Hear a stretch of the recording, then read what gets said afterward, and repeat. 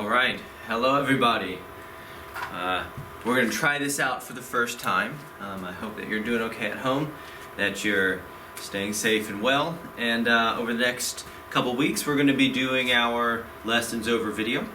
And so be sure that you've found the PDF that goes along with the problems for today. Work through them as I do. When I ask you to pause the video, practice the problems, and after you're done you can restart again and check your work. Be sure you also check my website for my office hours and times you can call me and things like that over the next couple of weeks, okay? Let's get started. Today is our second lesson. Here we go. Our second lesson in our final unit, Unit 10 on sequences and series. Alright? And today we're going to be talking about working with geometric series. Let's explore a series that gives us something that's actually fairly familiar first. Does this series, 3/10 plus 3/100 plus 3/1000 plus and so on and so forth, converge? And what would the summation notation look like for this series? Well, if we take the individual terms here, 3/10 plus 3/100 plus 3/1000 plus and so on, we can convert those to decimals and see if it's something that we recognize. Let's see, 3/10, that would be 1.3, plus 3/100 would be 1.03, plus 3/1000 would be 1.003, and so on. And if we sum those together, adding, we would find that we get 1.333, and if we continue this, we can imagine the pattern keeps on going, right? All right. Well, that's okay.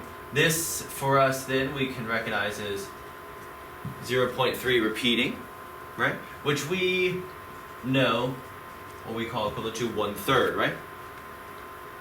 Let's see what the summation notation for this would look like then, right? Okay. One way I could think about this is, okay, I have my first term here. My first term here is 3/10. So maybe I want to sum up something around 3/10. Well, what's going on between each step? Based off what I'm seeing over here, it looks like my denominator is multiplying by 10 every time. 3/10, I multiply by 1/10, I get 3/100. Multiply by 1/10, I get 3/1000. So I could say that this then is 3/10 times 1/10.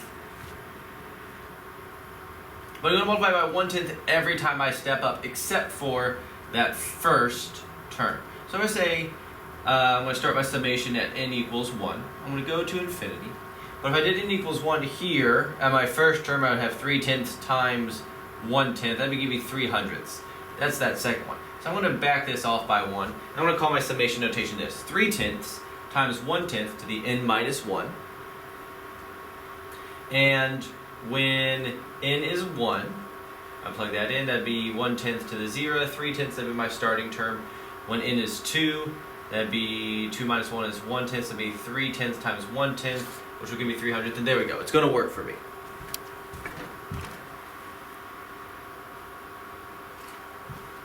Okay. So what do we notice from this? A couple key takeaways. First of all, the sequence of partial sums, if I did 0.3, 0.33, 0.333, and so on, that sequence of partial sums has a limit. And that partial sum limit is 0.3 repeating as it extends out. We can imagine then, based off of that observation, that the series does converge to the sum of 0.3 repeating, or has a limit of 1/3. This kind of series, where we have some term, some starting amount, and we're going to essentially multiply it by something each time, is what we call a geometric series. That's what we're going to be spending our time with today.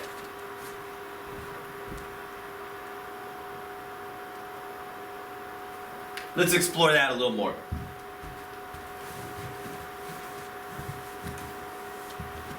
Alright.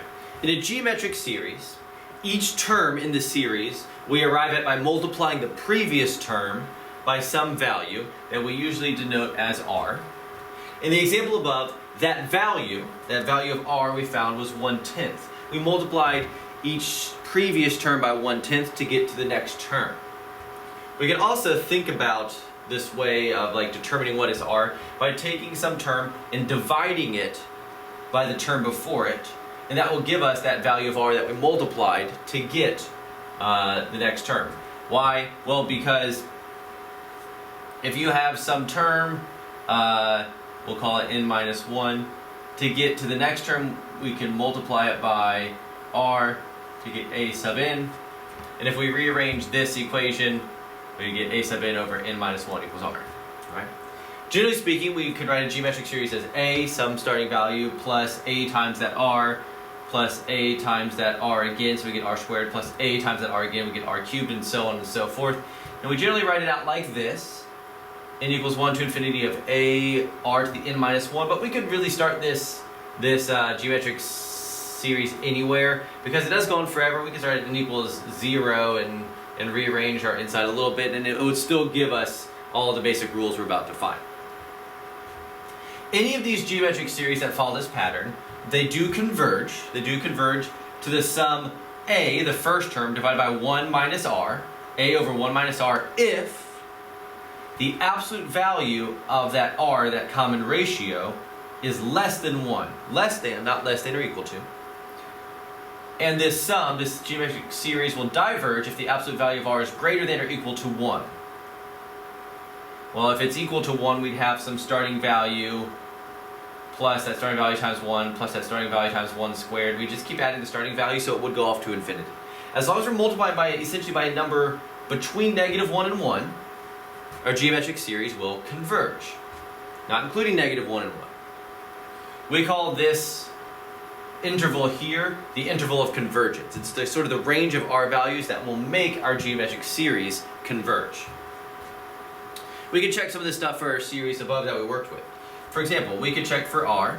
Let's take our first two terms. If we take 3/100ths and divide it by the term before it, which was 3/10ths, it's the same thing as 3/100ths times 10/3. We would find 1/10. There we go. There's our value of r that we said we should find, right? Because every term was multiplying by 1/10 all the way through. All right, we can check a few other things, see what works from that original series. Well, we know that our starting term was 3/10ths. We just found and established that our r value is 1/10. We also said earlier that our summation notation could follow n equals 1 to infinity of 3/10ths over 1/10 to the n minus 1. Great, sure enough, that follows our geometric series pattern there. There's our starting value, there's our ratio to the n minus 1. That's good. If you want to, we can even rearrange this with some properties of exponents to see, you know, how in that initial sequence, the nth term was 3 over 10 to the n. We'd even rearrange this to see that, right? We could even say, okay, I got some common things in here. I could write this out as the sum from n equals 1 to infinity of 3 over 10. 1 to the n minus 1 is just going to be 1. 10 to the n minus 1 would be 10 to the n minus 1.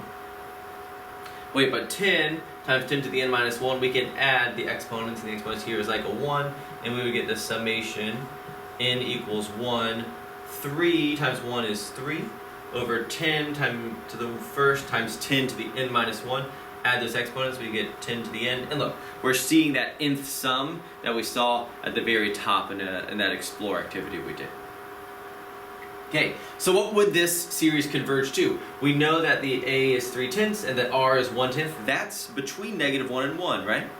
So it should converge. So our sum, the sum should be a over 1 minus r. Our a value is 3/10ths. 1 minus r is 1/10. And so why our fractions are important. 1 minus 1/10 is 9/10. Divided by 9/10 is the same thing as multiplying by this reciprocal, so we get 3/9. But 3/9 is 1/3, and there we go. There's the sum that we found earlier, right? 0.3 repeating, 1/3. All right. So this is a geometric series, and these are some of our basic tools for understanding and processing and visualizing these series in mathematical notation, as well as finding the sum, what it converges to. I guess I should say what it converges to if it converges. Let's do a few more examples.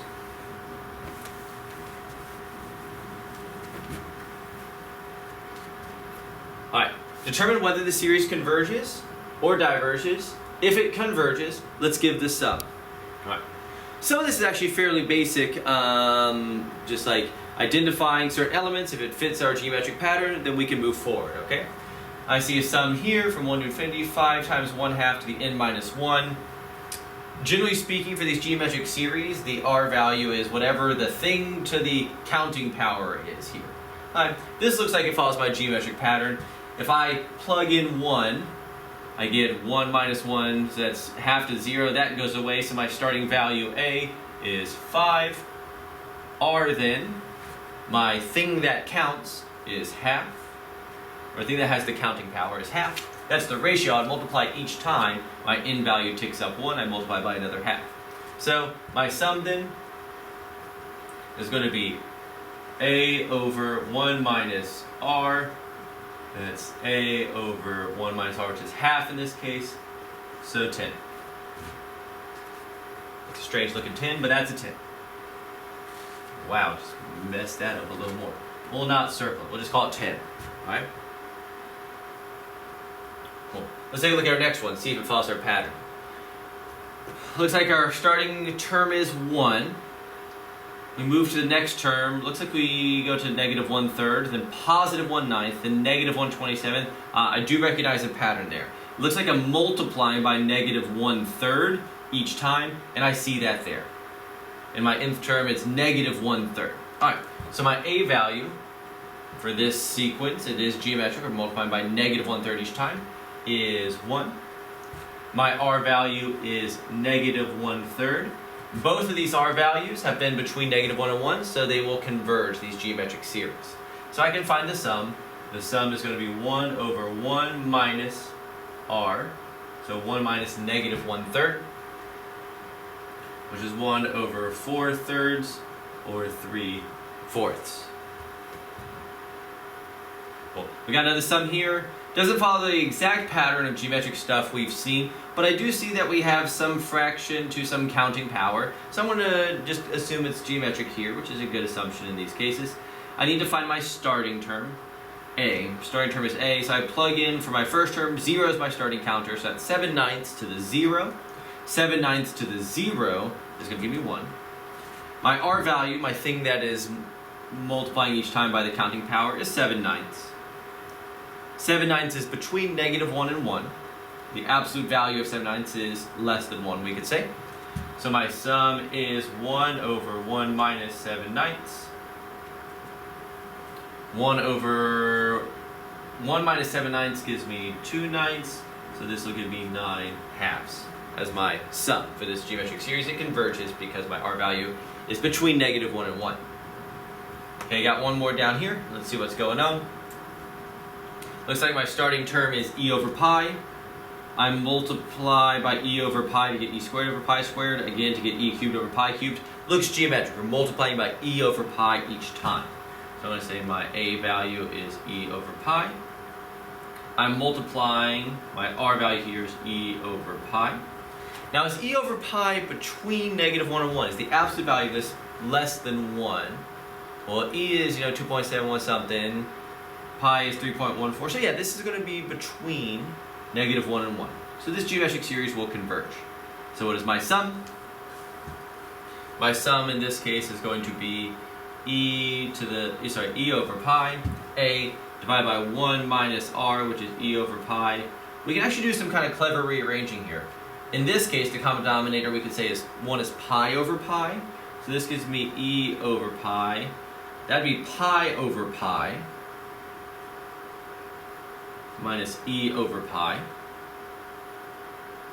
I'm going to move this since it's getting a little in the way. R is e over pi. Okay, so this gives me e over pi. Combining this, I get pi minus e over pi. Dividing by a fraction, same thing as multiplying by the denominator. So I get e over, when I flip it, pi minus e, right? There we go.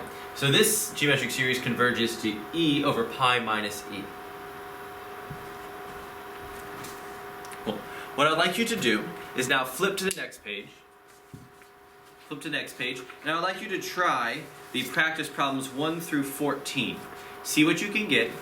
And then after you're finished, so pause the video, do problems 1 through 14, and after you're finished, restart the video, and I'll show you very quickly my work from 1 through 14. Go for it now.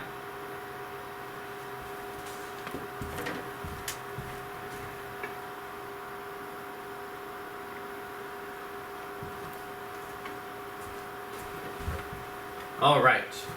Hopefully you got a chance to practice 1 through 14. I'll go over my answers very quickly here.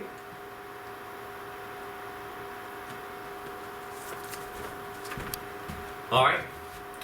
1 through 14 is asking us to determine if the geometric series converges or diverges, and if it converges, to find the sum. All right, let's take a look. Number 1, I'm told that a sub 1, the first term is -3. That's fine. Geometric series can start wherever, but r is 4. All right. The absolute value of 4 is greater than or equal to 1, so our series diverges. All right, no finite sum. All right, here a sub 1 is 4, r is -3/4. -3/4, the absolute value of -3/4 is less than 1, so this series will converge. Let's find the sum. That'd be 4 over 1 minus -3/4, which gives us 4 over 7/4, which gives us 16/7 as the sum. All right, number 3, a sub 1 is 5.5, r is 0.5. That's between -1 and 1, so the series will converge. My sum is going to be 5.5 over 1 minus 0.5. That's 5.5 divided by, oh, that's just going to be half, so that's multiplying it by 2. So my series converges to 11. All right. Number 4, a sub 1 is -1, r is 3. Uh-oh, the absolute value of 3 is greater than or equal to 1, so our series diverges. R is not between -1 and 1. Okay, let's look at 5. 5, they give us the sum here written out. Let's see, it looks like whatever this thing is, our starting term, a sub 1 or a, whatever you want to call it, is 81. Let's see if there's a geometric pattern. If there is, we should be able to take a number divided by its number before and get the same thing each time. 27 divided by 81. When I reduce that, it's going to give me 1/3. So I multiplied by 1/3 to get there. 9 divided by 27. That will also give me 1/3. 3 divided by 9. That also gives me 1/3. So it looks like my r value in this geometric series is 1/3. 1/3 is between -1 and 1, so this will have a sum. The sum is 81 divided by 1 minus 1/3. That's 81 divided by 2/3. Divided by 2/3, same thing as multiplying by the reciprocal, which will give us 243 halves. All right, number 6. Looks like our a value here is 7.1. My next term is 17.75. So to get up here, the thing I multiply by has to be bigger than 1, right? Because 17.75 is bigger than 7.1. So I actually already know that whatever this r value is, even without finding it, it's greater than or equal to 1, because my next term is bigger. So this is going to diverge. As I add this up, it's going to sum off to some infinite value, right? All right. Let's keep going.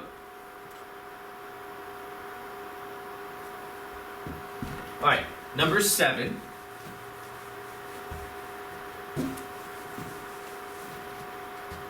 Number 7 looks like our starting value is -3. Right? Starting value is -3. I'll write that down as a sub 1 for now. Let's see if we can find a common ratio here. We got to do a little bit of a math. Let's take 12/5 divided by -3 to see if we can find r. If this is geometric, I guess they told us it's geometric, so we can assume that.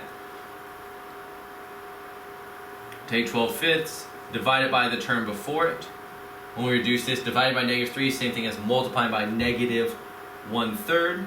So that'll give me -12/15 or -4/5 as my r value. Now I can check that actually. If I do each of these, I can guarantee that divided by that will give me -4/5, just so you know.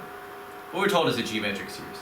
So there we go. -4/5 is between -1 and 1, so I can find the sum. The sum is -3 divided by 1 minus -4/5. I'm having trouble writing. Again. -4/5. Right? That's going to be -3 over 9/5. Which after I flip and simplify will give me down to -5/3. Alright, number 8.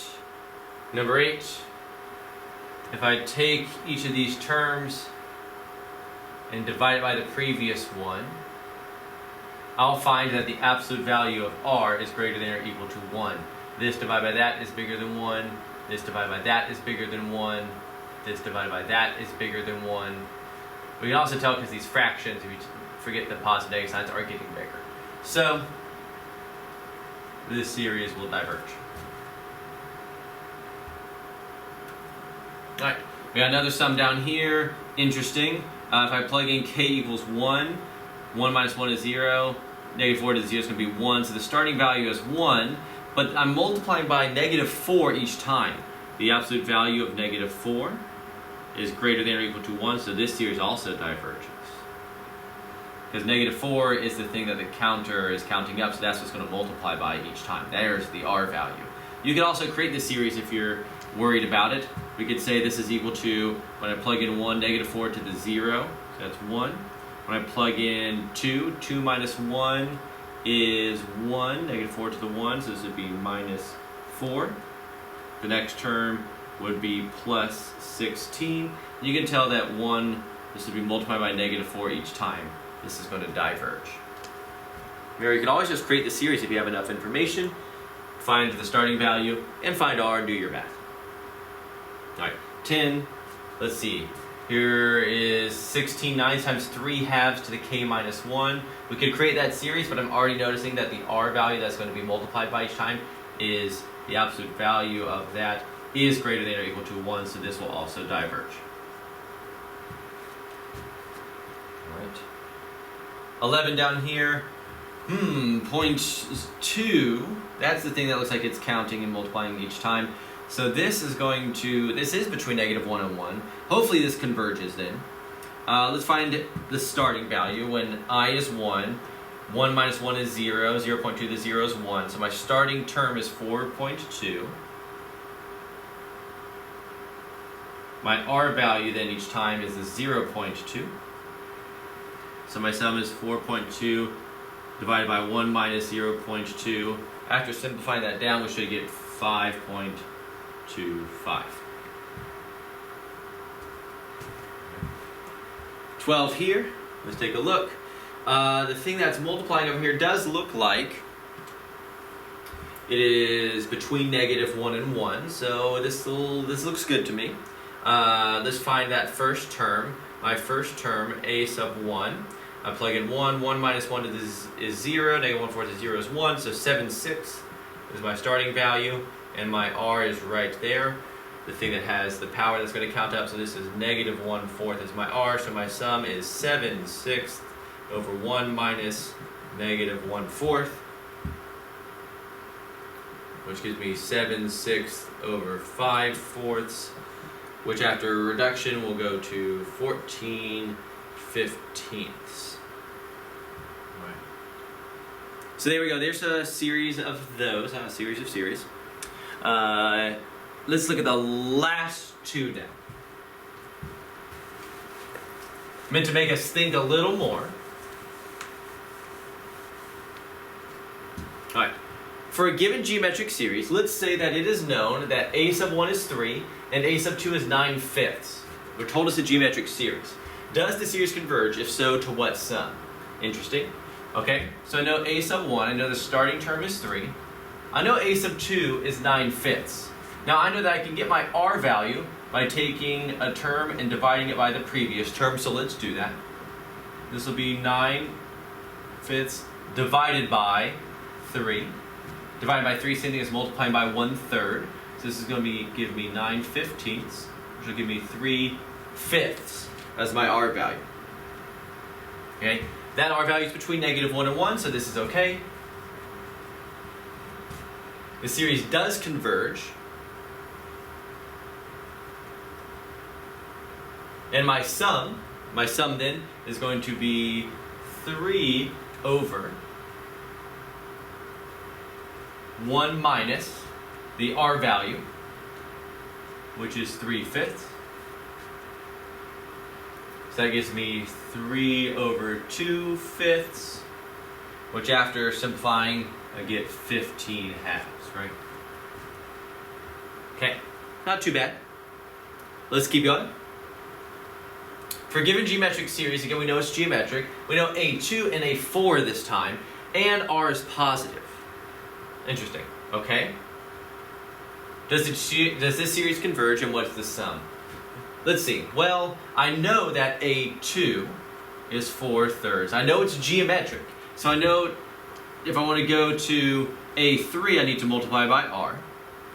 If I multiply by r again, I'll get to a4, which is 4/27. So this is really 4/3 r squared, r times r, which will be 4/27. Let's see if we can solve for r. Then it should tell us what the r value is, because I know the series is geometric. And if I take 4/3, that's a2, times r, that's going to be to a sub 4.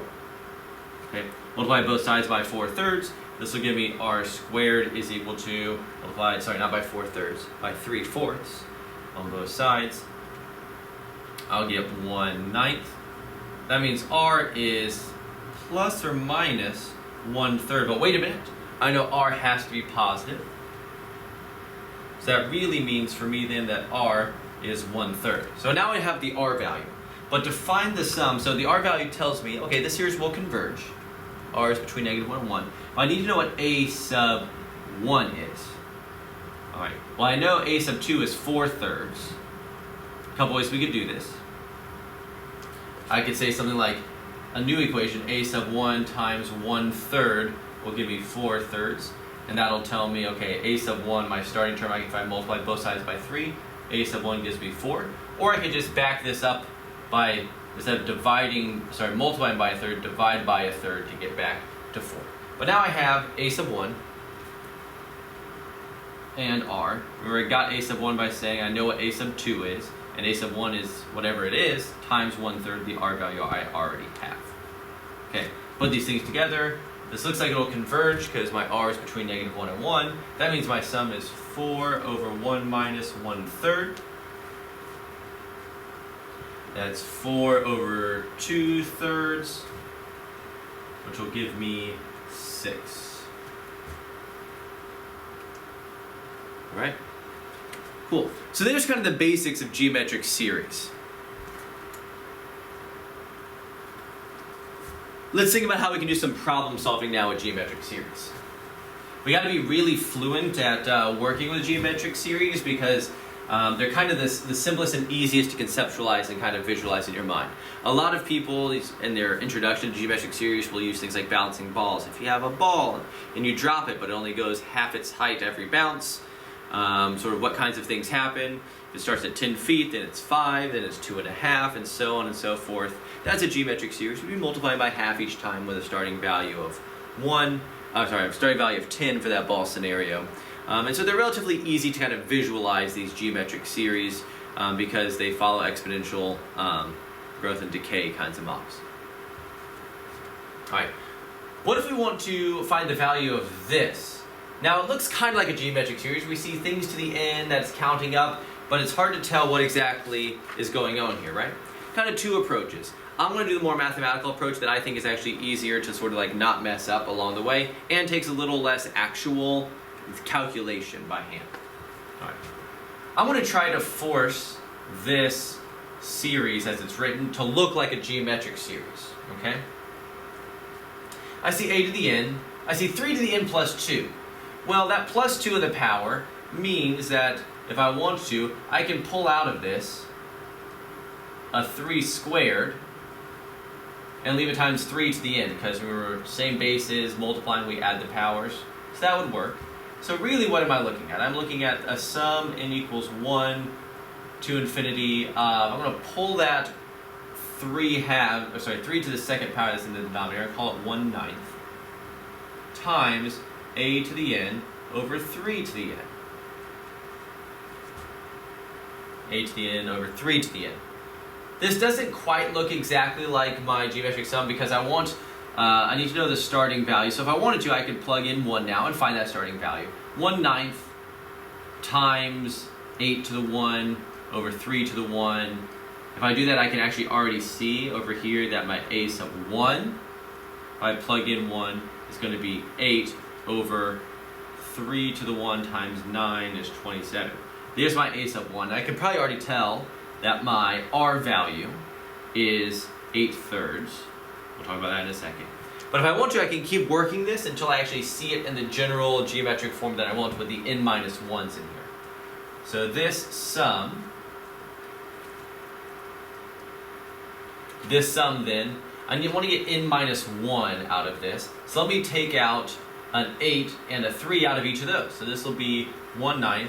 If I take out an 8 and 8 to the n, but I need to get back to the n there, so it's going to be n minus 1, right? If I take an 8 out of this, I'm going to subtract 1 from that power. If I take a 3 out of that, I'm going to subtract 1 from that power. And I can recompress this into the sum of n equals 1 to infinity of, I'm going to pull that 8/3 out this direction, multiply it by the 1/9. 8 times 1 is 8, 3 times 9 is 27, and then I would have 8 over 3 to the n minus 1. And that looks like my sort of general geometric series form.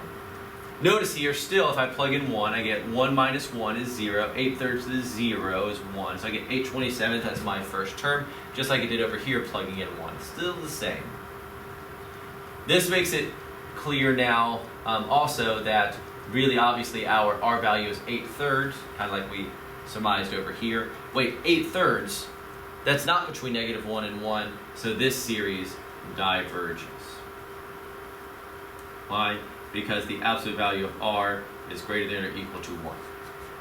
Alright? Pause the video now, I want you to try this next one. See what you get. What is the value of this? Or if it doesn't have a value, if it doesn't converge, tell me it diverges and why.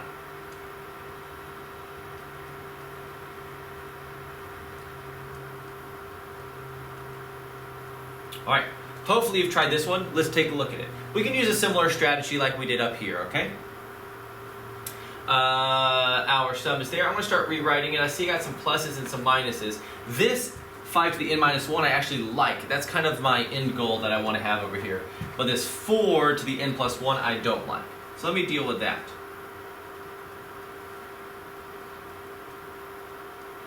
I got an n plus 1. I kind of want to take 4 squared out of that because I want to get it back to -1. So if I rewrite this as 5 to the n minus 1 over 4 squared times 4 to the n minus 1, that's fair. Taking out 4 squared, remember same bases, powers, we would add them to n minus 1. If we add those, we'll get n plus 1. Alright, so this is going to give me, when I sort of rearrange this a little bit, pull out the 4 squared, that's 1 over 16. That'd be 5 over 4. Both of them now have an n minus 1, n minus 1. I can now tell that my a sub 1, when I plug that in, 1 minus 1 is 0. So 1/16 is my first term. Ooh, but my r value is 5/4. Ooh, I wrote 4. Is 5/4. 5/4 is not between -1 and 1. So this series will diverge because the absolute value of r is greater than or equal to 1. Now you might have had other strategies. Remember, if you want to, all you really need to do for these geometric series is find the first term. So you could have plugged in 1. Plugging in 1 would give me 5 to the 0. Over plugging in 1, 4 to the 1 plus 1, that's 4 squared. Gives me 1 over 16. That would give me my a sub 1. And I can tell already that I have 5 over 4 as my ratio. So this thing is going to diverge. So if you want to, you don't actually have to go through this process. As long as you can find the right information, that starting term, and you can process what is that common ratio between the terms.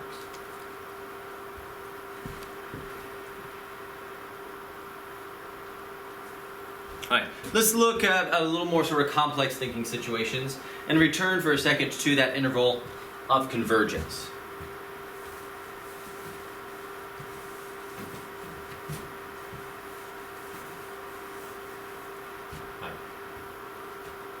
So it actually turns out, as we'll see later this unit, the interval of convergence is actually really useful to know for different reasons. And right now we can think of intervals of convergence as the interval for some variable in the series, not the counting number, but an actual variable, values of that variable that will make the series converge. For example, for what values of x does this series n equals 0 to infinity of cosine to the n, so that's my counting number, cosine to the n of x converge? So what values of x will make this thing converge? Well, I know it's geometric because I'm going to be multiplying by cosine each time. But what values of x will make this geometric series converge? Well, I know for a geometric series that my r value has to be, because it's the absolute value of r is less than 1, that means that r has to be between -1 and 1. Well, what am I multiplying by each time? I'm multiplying by cosine each time because it's raised to a power, right? So really, what am I looking at? I'm looking at the cosine of x being between -1 and 1. Because that's the thing raised to that counting power. Multiply by cosine of x each time. Okay, so what values of x does cosine of x lie between but not including -1 and 1? Because it can't be those endpoints. Well, if I think for a second, okay. That means, because cosine of x ranges between -1 and 1 inclusive, what values is cosine of x -1 and 1? Well, cosine of x, if we don't want it to equal -1 and 1, has problems at, so x cannot be 0, because cosine of 0 is 1. It cannot be pi, because cosine of pi is -1. Can't be 2 pi, can't be 3 pi, and so on, right? So in other words, x cannot be pi times n. Let's use a different symbol since I already used it in my summation. Let's say pi times k, where k is an element of the integers. The integer symbol, I'm going to use the z.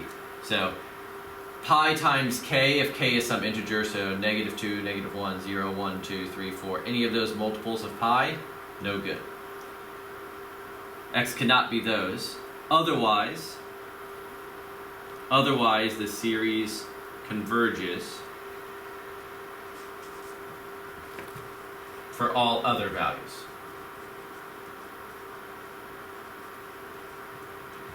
Right?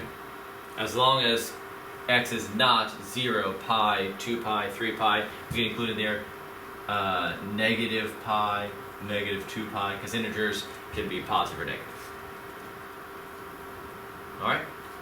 Another example, let's see. Let's say we have the sum that's given here, q times q squared over w cubed to the n, where q and w are both real numbers, so they're not variables, they're real numbers, greater than 0, that's probably useful. What condition on q and w needs to be applied so that the series converges? Okay, q and w are real numbers, right? So if n is 0, I'd have q times something to the 0, that'd be 1, so my a sub 1, my starting, or a 0, my starting term is q. My r value is going to come from these guys, and I know that my r value, the absolute value of that r value, which is going to come from here because it has the counting power, the absolute value of that has to be less than 1, right? But I also know that q and w are both real numbers greater than 0, so I don't really need to worry about that absolute value. So q squared over w cubed has to be less than 1. So what condition needs to be applied? If I multiply each side by w cubed, I find then that what needs to happen, as long as q squared, I multiply by w cubed, q squared is less than w cubed, the series will converge.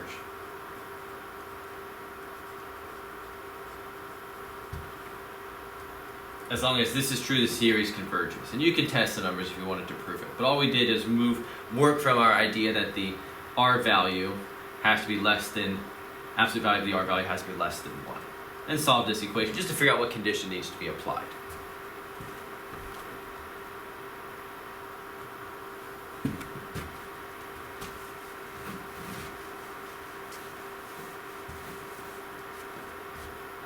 Okay. 2 more. Let's say we have the sum here. J equals 0 to infinity of 3 to the jx, where x is some real number. So x is a number, not the counting variable here. For what values of x will the series converge, and what would the sum be?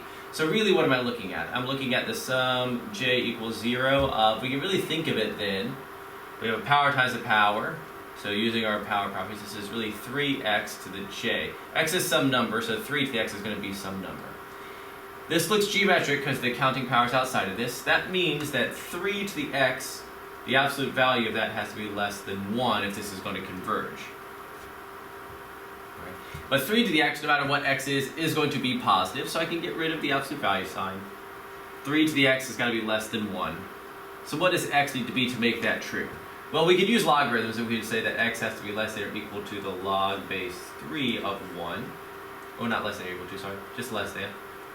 Log base 3 of 1, but the log base 3 of 1 is 0, so x has to be less than 0. We could have also used observation. 3 to the x is less than 1. Wait a minute. What makes 3 to the x 1? 0, so x has to be less than 0, because 3 to the 0 gives us 1, so x has to be less than that. So our series will converge if x is less than 0. What would the sum be then? Okay, what would the sum be? In this case, what is a sub 1? Or starting a value. If I plug in j to the 0, 3x to the 0 is going to give me 1. So my starting value is 1. My r value is going to be 3 to the x. I don't know what it is. It's going to be 3 to the x. So my sum then is 1 over 1 minus 3 to the x. All right. Here's my sum. That's what x needs to be to make it converge. Last one and then last round of practice for you. Let's say we have some function that's a series. G of x is this series. What is g of pi thirds? All right, g of pi thirds, that's going to be the sum from n equals 0 to infinity of 1/2. I'm going to plug in pi thirds here, so sine of pi thirds to the n.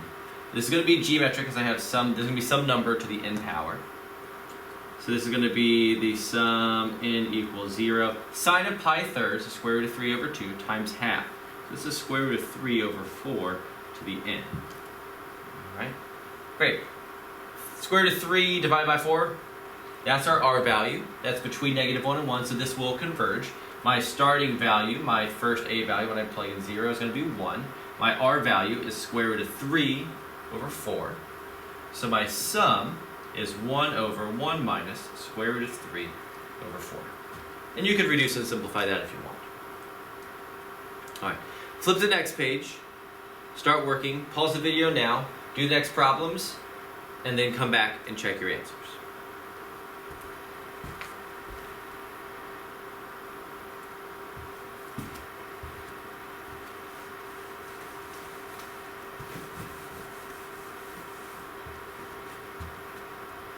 All right, let's take a look. We'll go through this quick. If d is some real number, for what value of d does this series converge? Well, we could rearrange this a little bit to see what's going on. D is some real number, n is our counting number. So this really is 3/2 to the d to the n. This number is being raised to the n power, because remember, multiplying powers, same thing as a power to some power. All right. To make this geometric series converge, we would need to make sure that 3/2 to the d the absolute value of that is less than 1. But 3 halves to some power will always be positive. So I'm going to say 3 halves to the d is less than 1. We're basically end up with the same situation as what we saw previously. What does it take for 3 halves to the d to be less than 1? That means d has to be less than 0. Because when d is 0, 3 halves to the 0 gives us 1. Anything then d is less than 0 will work. And that will make it converge. All right. F of negative 2 will give us the sum. I plug in negative 2, that's e to the negative 2. So that gives me 1 over 2e squared to the n. All right. 1 divided by 2e squared, that's an r value between negative 1 and 1, so this will converge. What's my starting term? My starting term, I'm going to plug in 0 here is 1 over 2e to the 0, that's 1. My r value is 1 over 2e squared, so my sum, I can even write it up here if I want to, is 1 over 1 minus 1 over 2e squared, and you can simplify and reduce that a little bit.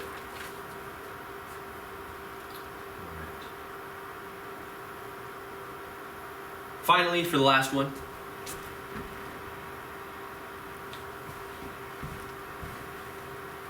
let's say that we have that sum that's there. X and y are both real numbers greater than 0. X and y are real numbers greater than 0. What condition on x and y needs to be applied so the series converges? Okay, well we can do that. I have some number here. My r is going to be this thing here because it's raised to the counting power. So I know the absolute value of 2x plus y has to be less than 1.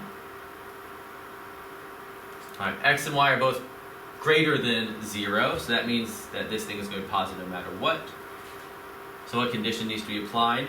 I know that 2x has to be less than 1 minus y. I guess we could also solve, we could solve this if we want to a different way. If you rather just solve for a variable, we could have also said, for example, that y has to be less than 1 minus 2x. Any of those equivalent expressions will work. But if those things are true, then our series will converge. All right? The starting value of which, when I plug in 0, would be x, and then our value is 2x plus y. It will converge if these kinds of things are true. All right. Thank you for your time.